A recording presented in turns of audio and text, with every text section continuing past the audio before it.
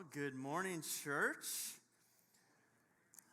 As Caleb said, my name is Brad. I'm one of the teaching pastors here and excited to continue our deeply formed teaching series together. Many of you, as Dan said, are in groups, deeply formed discussion groups. We have over 531 people in discussion groups. It was just incredible to see our church really embracing this movement of what does it look like to be with Jesus, to become like Jesus, to do as he did. So we are praying for you. Rachel and her team have just done an incredible job of putting resources together and organizing so that we can be pursuing these discussions together.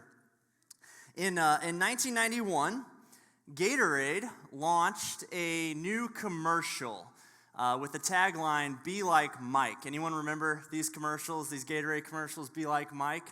Yeah, and in the commercial, it showed Michael Jordan playing basketball with some kids on a playground, and then it had different clips of him doing things that only Michael Jordan could do on a basketball court, wearing his iconic 23, rocking his Jordans, his signature tongue sticking out, dunking on people, hitting game-winning, championship-winning shots. And the whole idea, with this marketing campaign, it was to capitalize on the idea that kids and everyone wanted to be like Mike. Case in point, I think I've got a picture of myself. Yeah, I wore this Michael Jordan jersey like as much as I possibly could.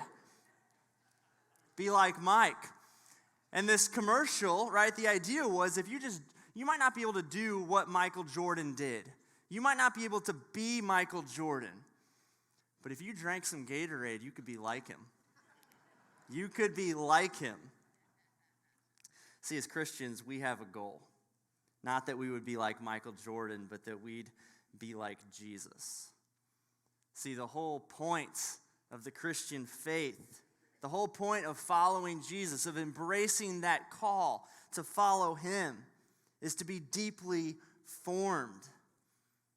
And in this series, our desire for each of us is to become more like Jesus, to be deeply formed in his image. And how does that happen?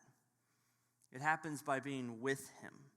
Be with Jesus to become like Jesus. And so over the last 3 weeks, Pastors Dan and Austin, they've just done a tremendous job laying the foundation, really whetting our appetite, if you will, for this next question. How do we be like Jesus?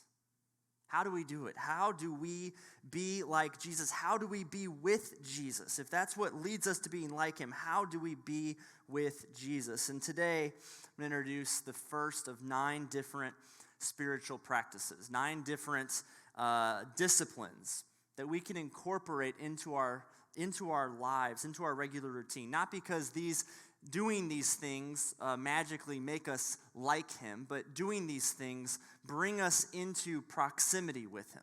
They bring us into relationship with him. They bring us into his presence, and it's his presence that transforms us. And of the 9 practices, today we're going to be focusing on a Jewish word called Sabbath. And arguably, this is the one we're the worst at. Good place to start. To illustrate this, to illustrate how unnatural keeping the Sabbath is, I want to share a quick story. So I went to a college called Southwest Baptist University. It's in Bolivar, Missouri. And at SBU, I had a professor, a New Testament professor named Dr. Reeves. And Dr. Reeves started class one day by, asking this group, this room of future pastors and ministry leaders, hey, can you name the 10 Commandments? Most of us, we had grown up going to Sunday school in Christian homes. We're like, sure, let's give this a shot. And so we start, with the easiest ones. Don't murder. Felt good about that one. Yeah, that's definitely in there. Don't lie. Yep, don't do that one. Don't steal. Then some other ones like, no other God before God. That's kind of a big one. Don't take the Lord's name in vain. We're halfway there. Don't commit adultery. Honor your parents. Okay, 7. Don't covet. No false idols. We got to 9. And then he stopped us and he said, he asks this question every semester to his students. And without fail, the last one that his students give him is honor the Sabbath and keep it holy. And I don't think that naive group of future pastors is alone in struggling to remember the Sabbath. In fact, if I'm honest with you, when we were working as teaching team to kind of divvy up this series, and I got assigned Sabbath, I'm like, oh, this is convicting already.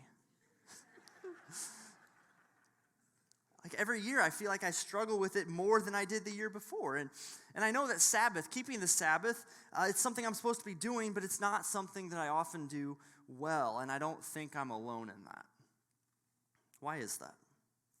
Why is keeping Sabbath, honoring Sabbath, practicing Sabbath, why is it so difficult? Well, we live in a culture of production, do we not? Like hustle. Like that's what we get applauded for. Calendars are king. Productivity is the chief virtue. And honoring the Sabbath, it plays with our sense of productivity. It plays with our sense of accomplishment, our sense of doing. Like who gets applauded for resting well? Right? For some of us today, the only sermon we need to hear is that you are more than what you produce. And the Sabbath, it confronts us with that idea. So this morning, we're talking about the practice of Sabbath, and what we're going to see is that Sabbath is not something that's meant to limit you. It's not something that's meant to be a burden. It's a gift. It's a gift that God has designed for our flourishing. And there's a couple questions that I want us to consider today. The first set of questions is what is the Sabbath and why is practicing Sabbath important? And then the next question is, well, how do we practice Sabbath? Like how do we do that? But before I go any further, can I ask something of us? See, if you're like me and you hear the word Sabbath, you instantly feel some guilt. Like you instantly feel some like, oh, yeah, I'm not doing that one. You know, you think about your schedule and you're like, okay, how do I squeeze this in? Or maybe you grew up in a Christian home where there were a little more rules, where keeping the Sabbath was something that was like pretty strict. Like you weren't able to go shopping or go to the movies. And like you're still kind of dealing with the weight of that. And so when you think about Sabbath, like in practicing Sabbath, your mind goes to this place of like legalism. And that makes you feel something. I wonder if we can maybe just rest in God's grace today and have a little bit of grace on ourselves as we consider what it looks like to practice Sabbath, about receiving something good from Jesus that helps us to be with him, and then just intentionally choosing a couple steps we can take to grow in that. Can we do that together? Yeah? Okay. All right, first question. What is the Sabbath? Why is it important? If you have your Bibles, please open up with me. This is a hard one to find. Genesis chapter 2, okay? Second chapter in the Bible. If you go too far left, you only have to go one chapter over. Genesis chapter 2. Now, if you remember Genesis chapter 1, God created, right? He created everything. He created it good. He created everything in 6 days, and this is brilliant on his part because even then, his people were already organizing their lives around the concept of a week. You know, the calendar was already in charge for them. And, so often our calendars are divided up into, like, the months, and we calendar things on the month. But, like, we really live in a week-to-week format. We live week to week.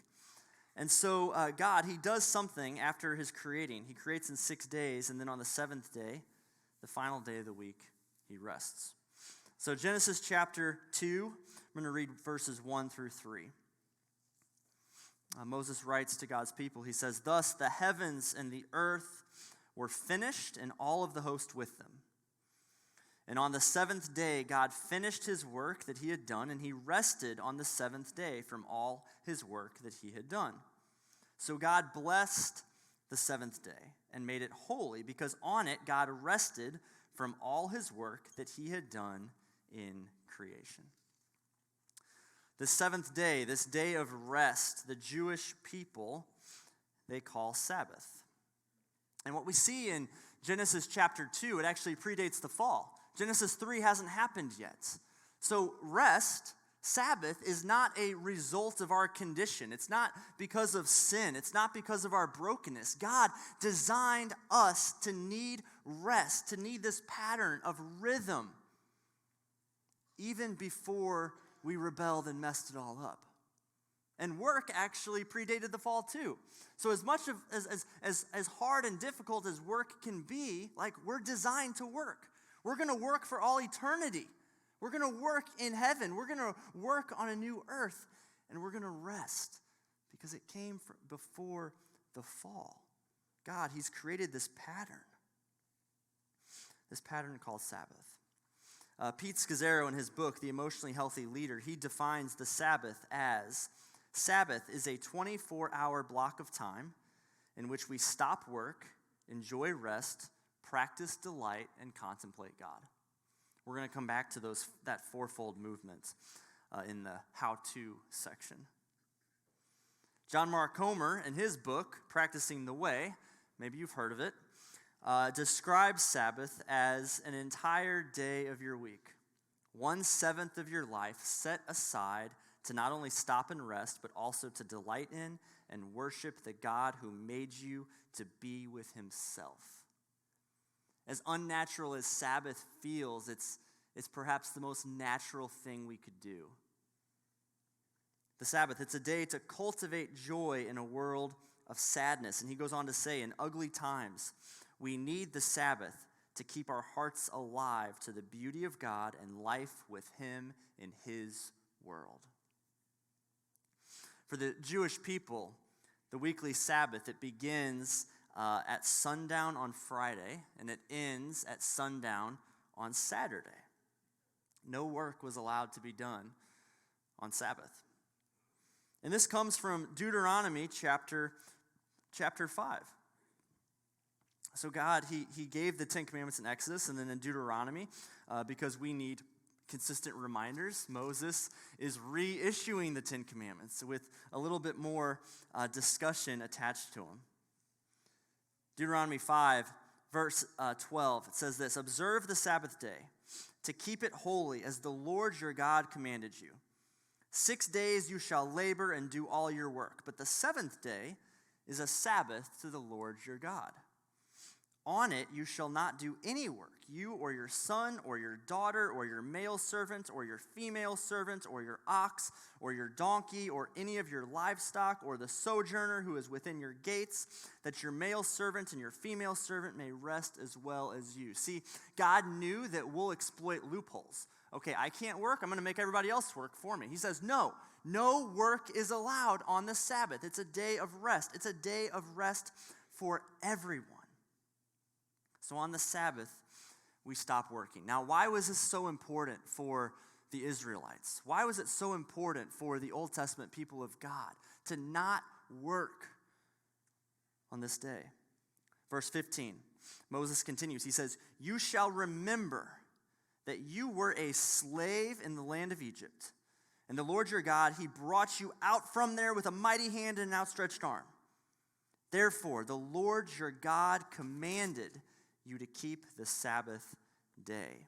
See, when the Israelites were slaves in Egypt, they worked for 7 days. That's all they did. Their job, their livelihood, their whole purpose for existing was to work on behalf of Pharaoh for 7 days, day in, day out, week after week after week. And they weren't able to rest. Their identity became just working. This week I heard a pastor say that what you can't rest from, you're enslaved to.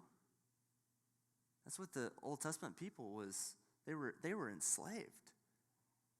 They were enslaved to their work. They had no rest.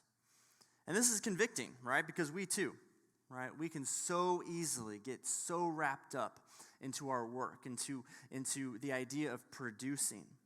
And yet, just like the Israelites were brought out of slavery, given a new identity, given a new purpose, we have been given a new identity.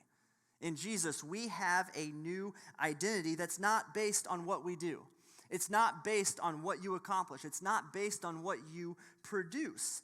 And that's hard for us because work is such an identity marker. Like when you meet somebody new and you're doing the small talk and you're trying to get to know them, like what's the first question you ask? Well, here in St. Louis, it's where'd you go to high school? The second question you ask is, what do you do for work? That's how we identify ourselves. That's how we identify one another. Sabbath, when we practice Sabbath, it reorients the way we think about who we are fundamentally. It reorients the way we think about our identity and our purpose in life. And yet, the Sabbath, it's not just about not working. Eugene Peterson, he says that a day off work is an illegitimate Sabbath. Like if all a Sabbath is a day to not work, he says that's a less than Sabbath. That is an illegitimate Sabbath. You are missing out on the beauty of Sabbath if all you do as part of your practice of Sabbath is not work. It'd be like going on vacation to the beach and just sitting inside the condo the whole time. Like, sure, you're at the beach, but you're missing out. Or it'd be like going to Ruth's Chris Steakhouse and ordering chicken fingers. Like, hey, you can get that anywhere. You're missing out. The Sabbath, it's about more than just not working. And so I've got 3 things that I want to share with us today about how we think about Sabbath. What is the Sabbath? And the first is this. The Sabbath is a gift. It's not something we earn. It's a gift. If we think about it as a gift, we don't think about it as a burden. If we think about it as a gift, we don't think about it as a chore. And yet it's not something that we earn. It's not like retirement or vacation time that you accumulate towards and you build towards and you work towards. No, Sabbath it's the default. You start with Sabbath. You get Sabbath. It's a gift. And we have struggled with this idea, this concept forever.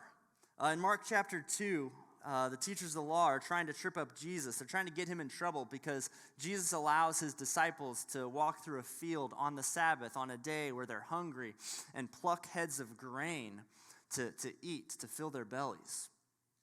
And the teachers of the law are like, hey, that's work. You're not allowed to do that. Right? We put all these rules in place. And Jesus, what does he say? He says, the Sabbath was made for man, not man for the Sabbath. So the Son of Man is Lord even of the Sabbath. See, the Sabbath was created because we need it. It was created because God, who loves us, who cares for us, who crafted us, who designed us, he knew we needed it, and so he gifted it to us. It's not something that we have to earn. And this is like the crux of the gospel, is it not? Like this is God's default way of activity. Like even the gospel, that Jesus went to the cross on our behalf, that he died the death that we deserve so that we may have new life in him if we only receive it. The same is true of the Sabbath. It's a gift for us to receive. And the paradigm we read in Scripture, it's not work hard so that we can earn rest, but it's rather work from a place of rest. See, God has designed our week to end with and start with rest so that we can work from a place of fullness, so that we can work with a place of presence with each and every person we encounter. So first thing is Sabbath, it is a gift. Second thing is that Sabbath is a reminder. The Sabbath is a weekly reminder. It's a reminder that we have been created with limitations. Right? We are limited as people. We are finite. And when we abuse those limits, it's not good. For me, when I abuse my limits, I get migraines. Like when I get a migraine, it's a reminder of, oh, I'm not resting. I'm stressed out. I am not behaving within the limits that God has created me with. And how many of us, when you're tired, are at your best? Anyone? No? How many of you are more patient with other people when you're really tired? How many of you are less short with others? How many of you think more clearly, are able to be more present and thoughtful? None of us.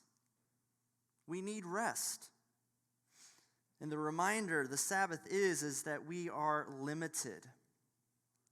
The Sabbath also reminds us that we're not as in control as we like to think. We're not as in control as we like to think. When you lay your head down to sleep, guess what? The world continues to turn. For some of us, that's a really sobering thought. Charles Spurgeon, the famous 19th century English pastor, he's credited with a saying like this. He says, "We rest our heads on the pillow of God's sovereignty." When we choose to rest, when we choose to practice the discipline of pausing our production and pausing our accomplishment and resting, we're reminded that God is the one who is in control, who holds all things together, and he doesn't need us as much as we like to think that maybe he does.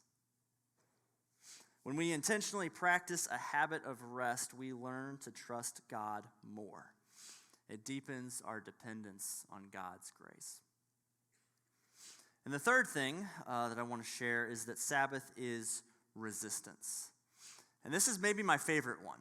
Sabbath is resistance. When we practice Sabbath, we are pushing back against evil. We are pushing back against our culture of productivity. We are resisting. Chick-fil-A comes to mind. Often. What's Chick-fil-A known for? Well, yeah, you got there before I got there. They're known for several things. They're known for being annoyingly hospitable. They're known for great chicken. They're known for incredible dipping sauce. They're known for being incredibly profitable, and they are known for being closed on Sundays. Sunday, one of the prime eating out days of the week, and they choose to be closed. Why is that? Because being closed on Sunday communicates something about what they value.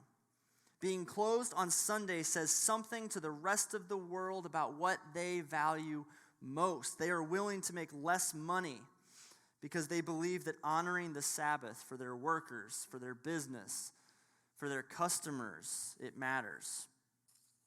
It used to be said, "Show me your bank account, I'll show you what you value most." And in teaching team this week, Pastor Austin said, "I think that line has been replaced by show me your calendar and I'll show you what matters most to you." What if, as Christians, our calendars looked radically different from the rest of the world? Like they already do, right? You're choosing to be here and not out at brunch. Like your calendar already looks different. But what if our calendars looked so radically different? Like that would say something. That would say something to the rest of the world about what we value most, that we're okay pressing pause and choosing to pursue other activities one day of the week because we want to be with Jesus in a way that the Sabbath provides for. See, God, He has planned something beautiful for us. Like when we sacrifice our idol of busyness by practicing Sabbath, God shows up in profound and transformative ways in our lives. So, that is what the Sabbath is. Hopefully I've made a case for why it's important. What does it actually look like? Like how do we practice Sabbath? Austin, you want to come on up here? Austin, throughout the hiring process for Austin as our lead pastor, he got to share stories with our search team and with some Q&A sessions, and this idea of Sabbath showed up. And so, Austin, I know that you've been really intentional to practice Sabbath for you and your family. And I would love, as our lead pastor, for you just to share with our our church a little bit. Like when Sabbath is at its best for you, like what does it look like? And then like how have you been impacted? Like how has your faith journey been impacted from that practice? Yeah, thank you. Sabbath, it was really installed in our family rhythms in 2021 after this tragedy that took place in our family. And I picked up a book called Ruthless Elimination of Hurry, and it talked about this idea of Sabbath, and we started to institute it into our rhythms, as you talked about, as a way of resistance towards the rat race of life. And what we began to do is Friday nights, there's this thing for pastors, we work on Sundays. So Sunday wasn't my Sabbath day, it was a day for working. And so we had to, again, do it in our rhythms that worked for us. And so on Friday night, we do Sabbath evening as a family. We'd light the candles. We share a great meal together. As best we can, put away technology. And it's the thing that my kids, my boys, they look forward to. They would ask, is tonight Sabbath night?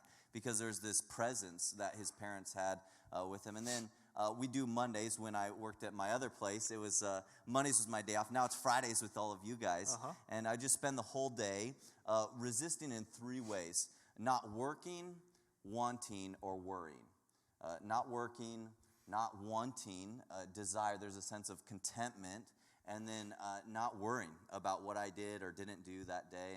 And then the things that installed in my life were the ability to really see that I am more than what I can produce. And you said that line where I'm an Enneagram 3. I'm all about work ethic and churn a lot out. And so for me to shut everything down was this identity marker that I'm more than what I can produce in a week. And my deriving of an identity is from the Lord, who looks at me as his son. And that was really impactful. And then it was also seeing my week differently. As you said, it was not, I grew up in the trades over college. I would work in electrical, and there was always this TGIF sort of mentality. Thank God it's Friday. It's like we're working to get to the weekend, and everyone's exhausted. It's just let's just get through Monday through Friday and get to the weekend. And really Sabbath is reversing that and saying, I'm not working to get to rest. I'm working from a place of rest, and seeing that my week starts when I rest well, so that I'm just not trying to work through life and just push through, but rather work from a place of rest. So those are the two that really installed in my journey of faith as I've practiced Sabbath. Awesome. Cool. Thank you. Thank you for sharing. Can we thank Austin for sharing that? I know for pastors it's hard because we work for God, we work for y'all, and so for us to just pause, that's difficult because I feel I'm not doing the thing that I'm called to do, and yet it's so important, it's so needed, it's so crucial, and I just love what that has been for you and for your family. All right, what does it look like to practice Sabbath in God's grace? I've got 4 things that I want to share with us. First is make a plan. Make a plan. Sabbath doesn't just happen. We don't just naturally get better at practicing Sabbath on our own, right? Make a plan. Pick a day of the week. Look at your schedule.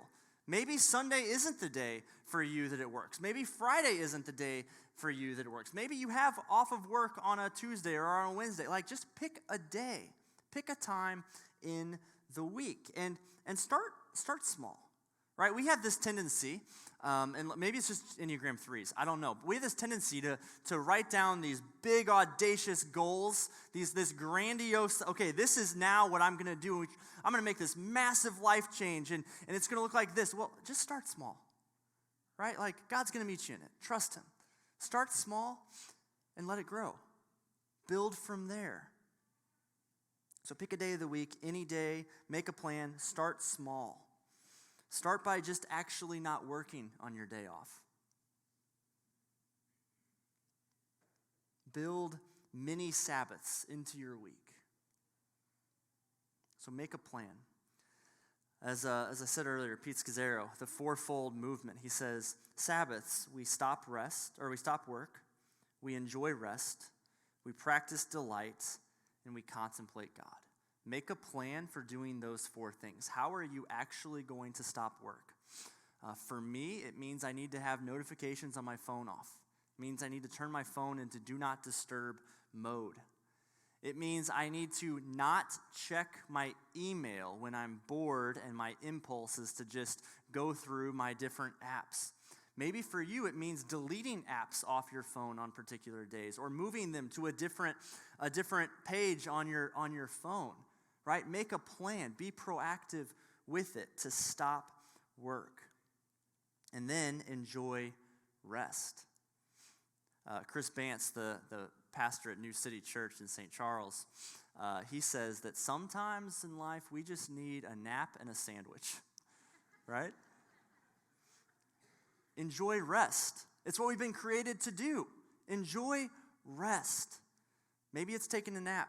Maybe it's doing another sort of restful activity that just gets your mind off whatever is worrying you and stressing you out.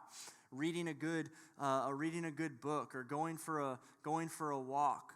Sitting down for a conversation in a very non-urgent manner. Enjoy rest. Like even God rested, which is crazy. Stop work, enjoy rest, practice delight. The Westminster Confession of Faith says the chief end of man is to glorify God and to enjoy him forever. He has put us into this world, into this creation that is beautiful and it's still good. Enjoy it. Delight in it.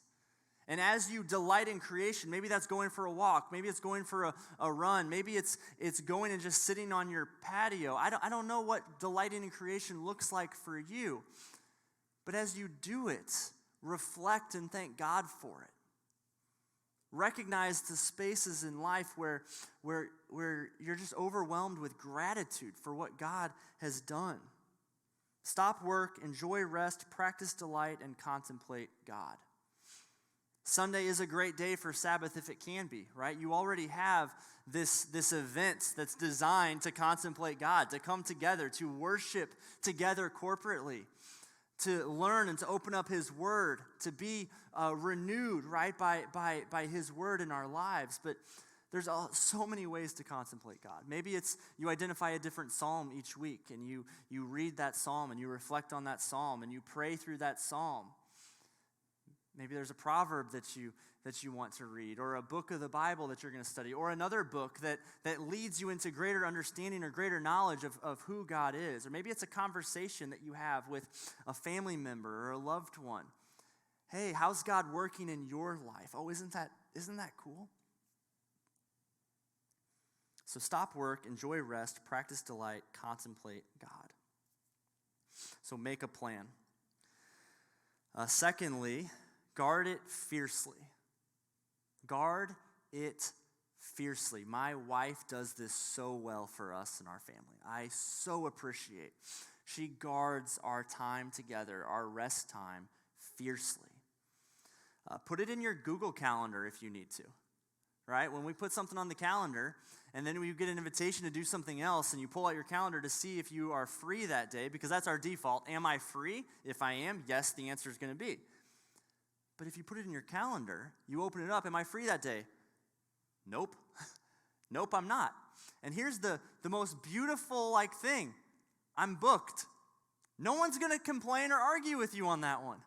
Guard it fiercely. Guard your Sabbath fiercely because it matters.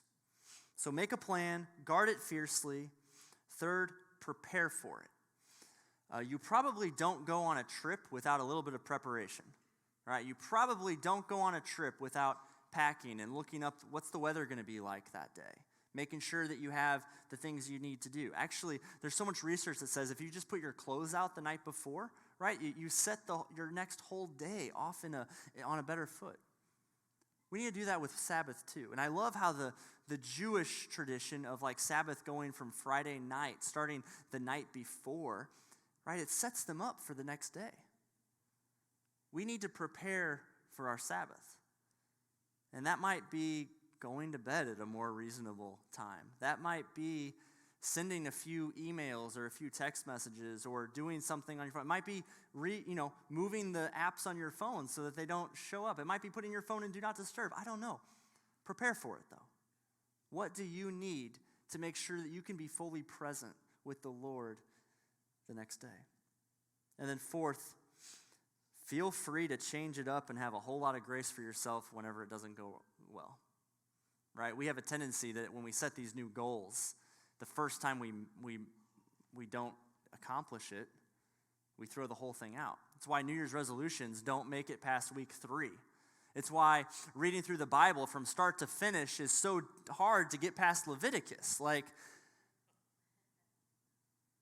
have grace with yourself when it doesn't go according to plan.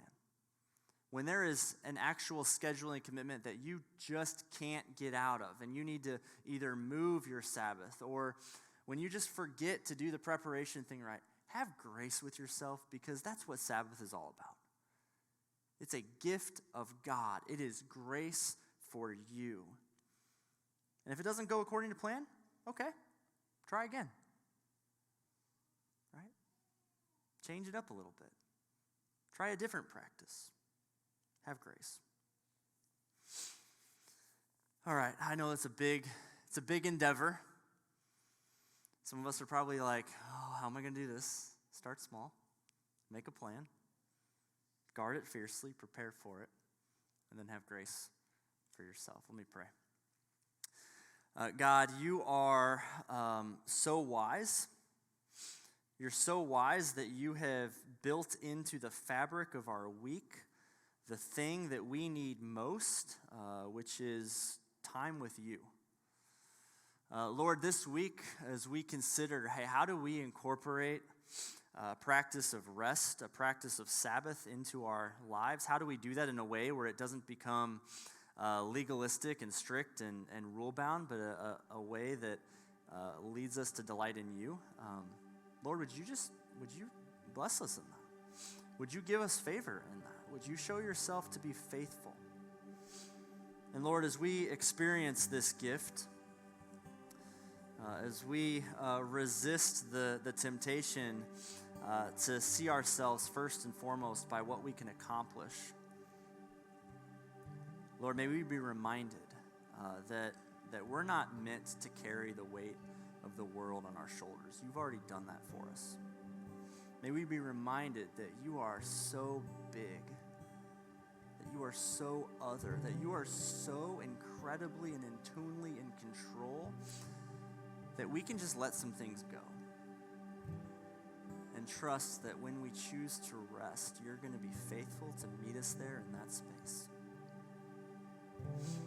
And Lord, when we practice Sabbath, what we're really doing is we're making room for you to do the work that you need to do in our hearts and in our lives.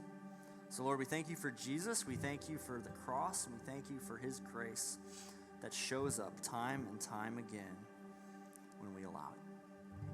We pray this in your name.